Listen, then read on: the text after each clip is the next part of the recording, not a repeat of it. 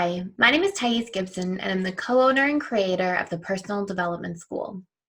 This is your daily breakthrough video, and in this video, I'm going to talk to you a little bit about what breadcrumbing is and how it takes place for the different attachment styles and basically the underlying reasons why. So before I dive into all of this, this is a hugely requested topic from many individuals. Before I dive into all of this, we are doing a sale to support our community. We are offering 25% off of membership bundles to join the school right now. So it's for 3 months, 6 months, or 12 months. And the coupon code is with you. It's all one word. And I will put a link in the description below and on this video if you want to join. And in our community, we have a whole bunch of really wonderful members. We have 4 live webinars a week. We have a Discord chat for people who are members of the school. We have over 30 previously recorded courses on everything from ending loneliness to transforming compulsive people-pleasing, codependency and enmeshment courses, advanced attachment style reprogramming courses, regular attachment style reprogramming courses, pretty much everything that you could need. And we touch on all the different 7 areas of life, like finding your purpose, mindset mastery with money, and reprogramming limiting beliefs around your finances, all sorts of different things within that 30 course dynamic.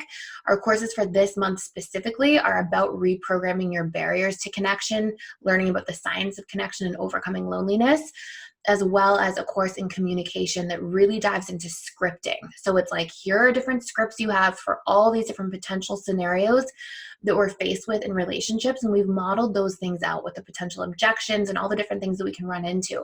So whether it's like expressing a need to a friend, whether it's asking for more time from somebody, asking for more space from somebody, based on the different attachment styles and who you're interacting with, we have different played out scripts for different individuals to help you approach that. Because I think one of the biggest things we're lacking is literally modeling of communication. We don't really get it.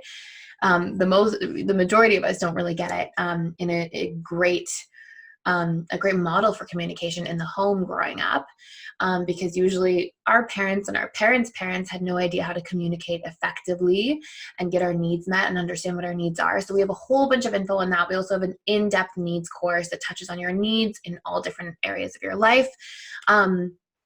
Anyways, there's just an amazing amount of stuff in there. So I will put a link below and a link on the video itself. So what is breadcrumbing? So breadcrumbing is basically this concept or idea that people, when they are giving you love, are giving you love through little crumbs, right? Or giving you attention through little crumbs. Now, I want to talk about the different reasons that people will breadcrumb. And I mean from the person's end who is doing the breadcrumbing. And then I'm going to talk to you a little bit about why somebody would put up with breadcrumbing and the person sort of on the recipient end of all of this, okay? So first and foremost, let's look at the different attachment styles and why they breadcrumb, and then let's look at specifically people who are breadcrumbing outside of just an attachment style issue, okay? So number one, obviously you have dismissive avoidance. They can definitely breadcrumb. And the reason for this is people can only give what they actually have. So it's not uncommon for somebody who's emotionally running on empty to only be able to give little breadcrumbs. And I really want you guys to, if you're not a dismissive avoidant yourself, understanding this, I want you to put yourself in this position for a moment. Have you ever had the experience, for example, of maybe you started a new job and you're working way more than you expected. Maybe you've got a really long commute. Maybe you have 2 young children, 3 young children, and you are just tapped. Like, you are literally emotionally, like, your bandwidth is fully accounted for. And then somebody comes into your life, maybe like an old friend, and it's like, hey, I really need your attention, you know, and they start getting frustrated with you that you're not giving them enough attention. What do you probably feel? You probably feel like a little bit hopeless, like you want to give attention. You don't really think there's any bandwidth left to give. You probably feel out of relationship to yourself. And you probably just feel this incessant sort of like fight or flight mechanism that's happening in the background because you're running on empty. Now, over stress or chronic stress has also been shown to produce, obviously, like ongoing cortisol responses and norepinephrine responses, which actually has been shown to shut down the prefrontal cortex to a certain degree, like really limit activity. And these are like logical thinking, analytical, reflective parts of ourselves. And so when that's taking place, we stay in this sort of limited version of ourselves in this state of fight or flight. And it's really hard to like grow, to give, to do all these things from that perspective. And so this is often what the dismissive avoidant is experiencing on a fairly regular basis, because usually the way that they're living is in a settled state of fight or flight to a certain degree. And they're usually not feeling like they are in touch with their own emotions and processing their own emotions effectively. And that state of repression actually produces, it's like correlated with chronic stress. And so until emotions are tapped into, tuned into, processed, used as the feedback that they're there for, reflected upon, integrated, then somebody is only able to give breadcrumbs as a general rule. Okay, so that's like one of the first reasons you're going to see that. Fearful avoidance, why do they breadcrumb? Sometimes because so there's kind of different versions of this. So breadcrumbing will be for the dismissive avoidant, like only ever giving little bits, okay? And that's juxtaposed, or that's like the other side of their giving is you not being able to give much at all.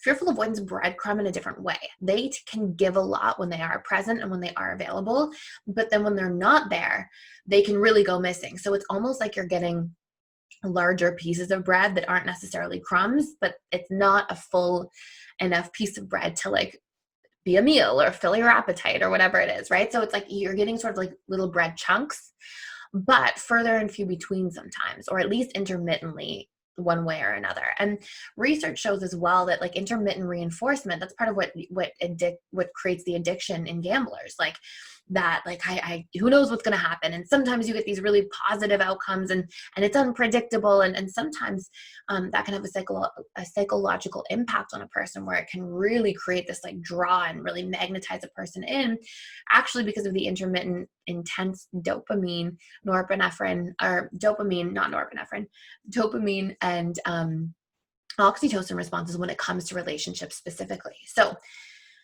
as this is all taking place, you're going to see that. Then we see anxious, preoccupied individuals, and they often won't breadcrumb unless it's a form of a protest behavior. So unless it's literally the anxious, preoccupied individual trying to breadcrumb as a subconscious strategy, or maybe even a conscious intentional strategy to try to get your attention. So like, you know, giving you something and then trying to pull away and retract and play it cool and things like that. You're mostly going to see that in the dating phase of a relationship for the anxious. You don't usually see it in any of the proceeding stages. So in the honeymoon, power struggle, etc., you're not really going to see a lot of that. That can just be like sometimes a conscious strategy that an anxious, preoccupied individual uses to try to like get somebody close and try to sort of reel them in. So those are like the three major components there. Then we see breadcrumbing as well for two other reasons. We see breadcrumbing sometimes from a narcissistic individual, because sometimes that's a conscious strategy to like manipulate somebody, or to love bomb and give a lot of attention. And then when they start feeling uncomfortable, or when they start feeling afraid themselves, then they can become quite dismissive and put walls up and do all these different things and then start breadcrumbing. And often what's taking place at that point is it's like chasing the dragon for the person. If they find themselves chasing those breadcrumbs, it's like this idea that you become your brain has been so imprinted by the love bombing and has made so many positive associations at a subconscious level that have actually programmed in, because the emotions were strong enough, that the person kind of gets addicted to that love bombing, and then the brain gets its needs met in the present. And if it can't in the present, it gets its needs met in fantasies of the future or in memories of the past. And so often what can happen is somebody can really be living in a relationship with somebody who's breadcrumbing them, who might be narcissistic or unhealthy or manipulative. And they might be living in that relationship dynamic, sort of more living through the memory of the past, like sort of more focused on, oh my gosh, you know, like why isn't this person showing, like, you know, I was so obsessed with this person, then I'm going to get that person back, I'm going to find them again, they're just having a bad month. And they can make excuses but keep living out and rethinking those early memories. And as they rethink those early memories, those stored emotions connected to those memories actually sort of pop up, right? Like all memory contains emotion. And so if you think of those first few dates and how amazing and how charming and how wonderful, then all that emotion and neurochemical responses are repeating, and it gives a stimulation to your brain, like a need is being met. So that's sometimes why somebody can stay in the breadcrumbing. Now, the last reason a person can breadcrumb, and it goes along with narcissism, but it doesn't have to. It can still be just an insecurely attached individual or somebody who's just struggling with insecurity in a relationship. It's manipulative. It's to do something intentionally, to not give somebody very much attention. And of course, too, somebody can breadcrumb because they're not very interested in a relationship as well.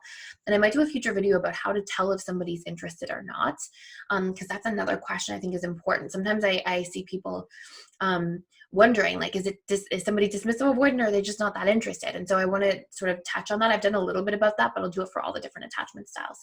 So these are the main reasons that somebody will breadcrumb another person. But why does a person put up with this or stay? Well, the reason for this is, like we talked about, somebody can be addicted to the memory of somebody originally, right? But the bigger reasons are that either somebody is meeting a need or met a need for a certain period of time that was so profoundly unmet at a subconscious level for an individual. So for example, let's say we have Mary, and let's say Mary grew up and nobody encouraged her. Nobody really gave her words of affirmation. Nobody really said, you can do it, Mary. We're proud of you. You're smart. You're strong. You can do anything. And she didn't get that encouragement. And then maybe she enters into a relationship with somebody who love bombs or gives that need, just as a naturally encouraging person, but maybe an insecure attachment style. If somebody meets a need for us that's so profoundly unmet, the subconscious mind latches onto that, because the subconscious mind is a needs meeting machine.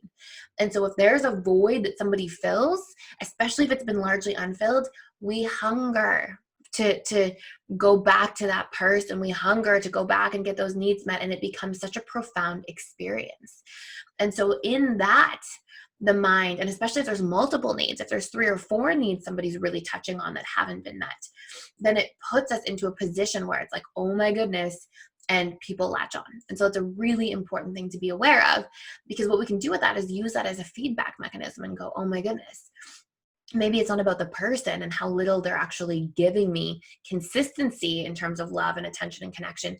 They're breadcrumbing me, but the breadcrumbs are the best bread I've ever had in my life, because it's like the magical bread of the unmet needs. And once you can use that as feedback and isolate those needs and start meeting those yourself, or start requesting those needs from the other relationships around you, it helps to break you free of that deep sort of connection or pull towards somebody that may not be a healthy person in your life. So that's one of the biggest reasons people put up with breadcrumbing. And the last reason, besides the love bombing, besides and that addictive feature, besides the needs being met, the last major reason that I see people really put up with breadcrumbing is because the way a person is loving the person through breadcrumbs is a direct representation of how that person shows up in the relationship to themselves. And so it creates a subconscious comfort zone. So for example, it can be that if the person receiving the breadcrumbs is also out of relationship to themselves, not loving themselves properly, not showing up very well and communicating their needs and things like this, then what can take place is if somebody is out of relationship to themselves, they become hungry for love, but they're also literally like disconnected from themselves very profoundly. And so when somebody loves them in a way where it's disconnected as well, the subconscious mind goes, oh, this is familiar, this is safe, this is actually a direct mirror of how I'm giving myself love. And we know that this has worked because we've survived for this long. So I'm actually attracted to people that represent that, because it reminds me of the way I treat myself. And the same thing goes with people who are in relationships with people who are very critical. Usually the person who's putting up with maybe even verbal abuse is sometimes verbally abusing themselves in relationship to self. So there's some really profound golden nuggets in there, and I might do some separate videos about that too. But I really wanted to just start by unpacking this right here and now. And so I hope this has been helpful and useful, and I can do a little bit more about this if you guys are interested. Let me know in the comments below. But that's it for today. Thank you so much for being here and for watching, and I will see you in the next video.